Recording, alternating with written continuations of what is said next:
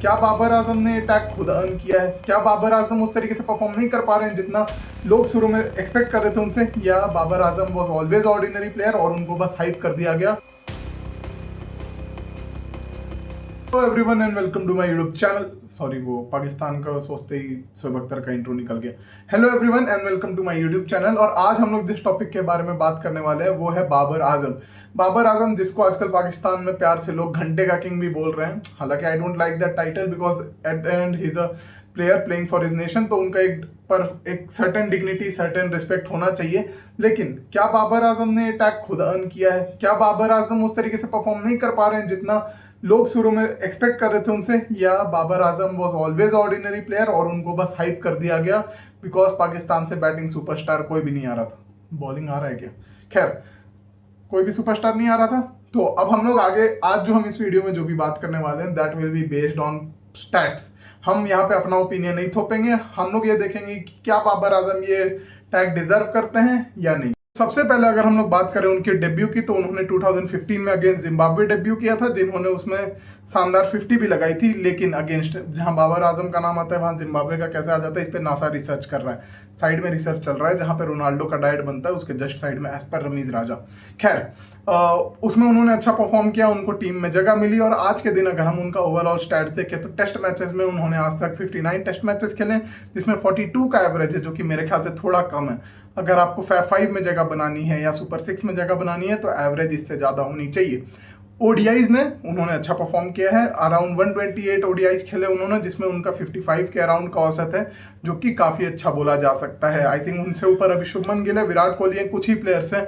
लेकिन उनका strike rate 87.81 के करीब है, जो आप डिबेट कर सकते हैं कि क्या वो उतना अच्छा है या नहीं है as per the modern era.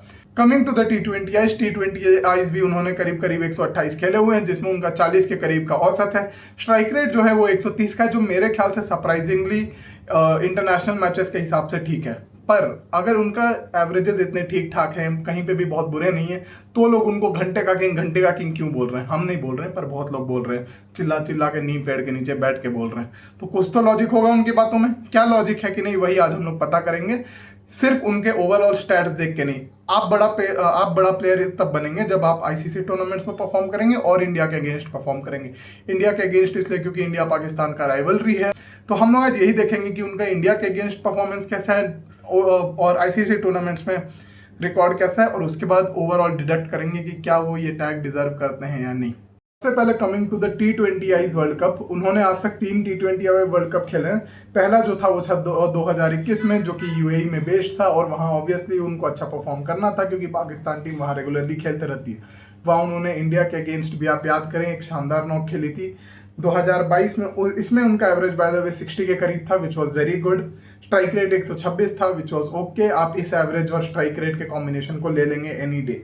2022 में, जो कि ऑस्ट्रेलिया में हुआ, बड़े ग्राउंड्स थे, छक्के चौके, खासकर चौके आपको मारना था, वहाँ पे इनका एवरेज महज 17.7 का था, और इनका strike rate went down to 93, which is not acceptable at all. और उसके बाद फिर 2024 में, जब लोग अब एक्सपेक्ट कर रहे थे कि बाबर आजम बन जाएंगे, उन्होंने 4 इनिंग्स खेली, एवरेज 40 का था, जो कि आप अच्छा बोल सकते हैं, लेकिन स्ट्राइक रेट महज 101 का था। एंड अगेन इस मैच में इंडिया के अगेंस्ट उनको बुमराह ने कैच आउट कर दिया था। वो उतना अच्छा परफॉर्म नहीं कर पाए थे जितना अच्छा उनको परफॉर्म करना चाहिए था।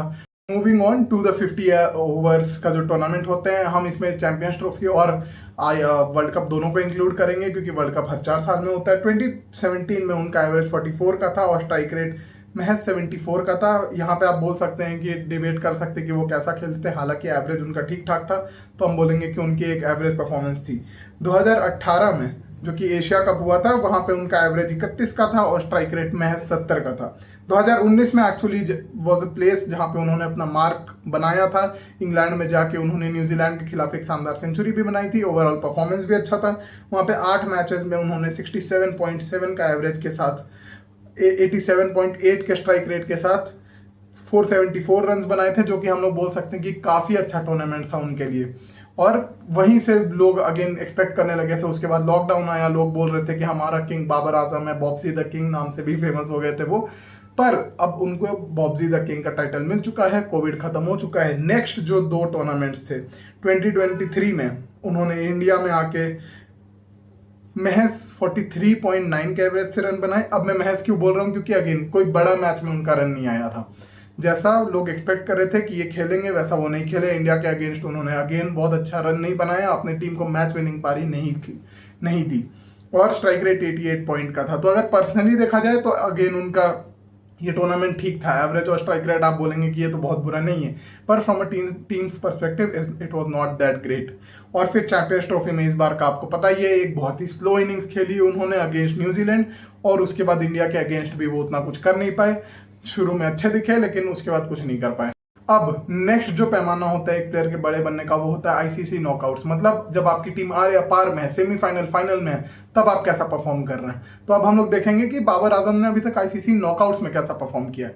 सबसे पहले 2021 का जो सेमीफाइनल था अगेंस्ट ऑस्ट्रेलिया, जिसमें पाकिस्तान हार गई थी, उन्होंने 176 रन बनाए थे। मतलब करीब करीब आप देखें तो ओवरऑल इनिंग्स का स्ट्राइक रेट 148 के अराउंड होता है, तो उसी के आसपास बाबर आजम का भी होना चाहिए। यहाँ उन्होंने 34 बॉल में 39 रन्स बनाए थे with a strike rate of 114। Again आप अगर एंकर है तो आपका स्ट्राइक रेट 120 से 130 के बीच हो सकता है, but 114 is low. Moving on to the next semifinal which was played in 2022 again against New Zealand this time, और यहाँ उन्होंने बनाए थे 42 बॉल्स में 53 with a strike rate of 126। अगर आप एंकर हैं, अगर आप बोल सकते हैं कि ऑस्ट्रेलिया के मैदान बड़े होते हैं, वहाँ उतने रन्स नहीं लगते हैं, तो कहा जा सकता है कि ठीक है। और उतना टारगेट भी नहीं था, 153 का टारगेट था, पाकिस्तान ये मैच जीत गई थी, तो आप बोल सकते हैं यहाँ उनका एवरेज मिड था, यहाँ उनका परफॉर्मेंस भी मिड था। ऑन टू द नेक्स्ट, जो उन्होंने इसी टूर्नामेंट का फाइनल खेला था अगेंस्ट इंग्लैंड, वहां पे उन्होंने 28 गेंदों में 32 रन बनाए थे महज 114.28 के स्ट्राइक रेट से, which is very low for a world cup final. यहीं से ये बात शुरू हो गई थी कि बाबर आजम क्या बड़े मैचेस में परफॉर्म कभी नहीं करेंगे, क्योंकि इस टूर्नामेंट में अगेंस्ट इंडिया भी जो उनका पहला मैच था, जो विराट कोहली का आइकॉनिक 82 है, जो हर इंडियन के दिमाग में बसा हुआ है, वो बाबर आजम पूरे टूर्नामेंट में कहीं वैसा परफॉर्मेंस नहीं दिखा पाए थे। तो ओवरऑल ऐसा है उनका नॉकआउट में परफॉर्मेंस, कहीं पे भी आप बोल सकते हैं कि एवरेज या बिलो एवरेज ही है, इसीलिए अगेन पाकिस्तानी बोलते हैं कि ये बड़े मैच का प्लेयर नहीं है। Now moving on to the next metric which is performances against India. अब साइड बाय साइड हम विराट कोहली का भी परफॉर्मेंसेस अगेंस्ट पाकिस्तान कंपेयर करेंगे। No one is saying that Babar Azam comes close to Virat Kohli, लेकिन अगर आप बोलना चाहते हैं कि बाबर आजम किंग बनेंगे, और बाबर आजम का शुरू में जितना पोटेंशियल लग रहा था, वो आइडियलाइज भी करते थे विराट कोहली को, विल जस्ट मैच कि क्या उनके रिकॉर्ड्स आसपास भी हैं। तो सबसे पहले अगर हम उनका देखें परफॉर्मेंसेस अगेंस्ट इंडिया इन ओडीआईज, तो उन्होंने आज तक 9 मैचेस खेले हैं, 8 इनिंग्स खेली है, और ओडीआईज में उनका एवरेज इंडिया के अगेंस्ट है महज 30 का, और स्ट्राइक रेट है 76.26 का, which is very low, very very low. अगर हम यही सेम चीज़ विराट कोहली का ब्रिंग अप करें, सो विराट कोहली ने आज तक पाकिस्तान के अगेंस्ट 28 मैचेस खेले हैं, और इसमें उन्होंने 1270 रन्स बनाए हैं। हाईएस्ट है उनका 183, batting average is 63.50 which is more than double of Babar Azam. और उनका जो ओवरऑल परफॉर्मेंस है, 4 सेंचुरी भी उन्होंने लगा ली है। तो from in ODI at least I can say कि Virat Kohli is way ahead, and normally also we know that Virat Kohli is way ahead, but point here is कि बाबर आजम का जितना अच्छा परफॉर्मेंस होना चाहिए था इंडिया के अगेंस्ट, एक सब कॉन्टिनेंटल टीम के अगेंस्ट, महज 30 का एवरेज उनके टैलेंट को जस्टिफाई नहीं करता है। Moving on to the next one which is how has he performed against India in T20 Is. So T20 Is में अभी तक उन्होंने 4 मैचेस खेले हैं, जिसमें अगेन उनका एवरेज 30.66 का है, and with the strike rate of 127.77। उन्होंने एक मैच शानदार खेला था इंडिया के अगेंस्ट दुबई में ही, जहां पे उन्होंने इंडिया को 10 विकेट से हराया था, लेकिन उसके बाद Indian bowlers have dominated him again and again. अगर हम यही सेम चीज़ विराट कोहली का खोजने का कोशिश करें, करीब 11 मैचेस इन T20 आईज, और उन्होंने 492 रन्स बनाए हैं। Batting average is 70.28, batting average is 70.28. I'm not able to find the strike rate, but I think this should be above 120 or above 130 as well, or something between in that zone. But yeah, 82 not out का हमको highest score दिखा रहा है, जो कि which was that match against Pakistan in Melbourne, high pressure last over match जिसको विराट कोहली ने जितवाया था। That's why he has a legacy in Pakistani fans as well. Again not comparing Babar Azam to Virat Kohli, पर उनका इसमें भी महज 30 का औसत है, जो कि उतना अच्छा नहीं है। स्ट्राइक रेट हम यहाँ फिर भी बोलेंगे कि ठीक ठाक है। तो अभी तक नॉकआउट्स में, आईसीसी टूर्नामेंट्स में और इंडिया के अगेंस्ट परफॉर्म नहीं कर पाए हैं। इंडिया के अगेंस्ट आप मत परफॉर्म करो भाई, थोड़ा बहुत बेसिक परफॉर्म कर दो, या अगर आप उतना अच्छा नहीं भी परफॉर्म कर पा रहे हो तो चलेगा, पर win tournaments for your team, that is what your team is looking forward to, that is what your people are looking forward to. That's when they will make you the king. And my this was my personal opinion जो मैंने share किया, and my personal opinion is also कि बाबर आजम इतना खराब tag deserve नहीं करते हैं।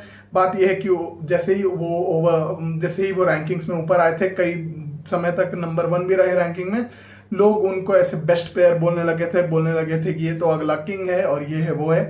Unfortunately no, he is not. बड़े मैचेस में जो परफॉर्म करता है वही आगे चल के किंग कहलाता है या एक बड़ा प्लेयर कहलाता है। Right now he is not, he definitely has the capability, पर कई मैचेस से मैं मोस्टली उनका इंडिया के अगेंस्ट मैचेस को फॉलो करता हूं, तो हमको अब वो फियर फैक्टर खत्म हो गया कि बाबर आजम आ रहा है तो कितना मारेगा। कई शॉट्स अच्छे दिखते हैं, पर overall I know that he is not someone who will take the game away from us right now, and that is a bad thing. Bye.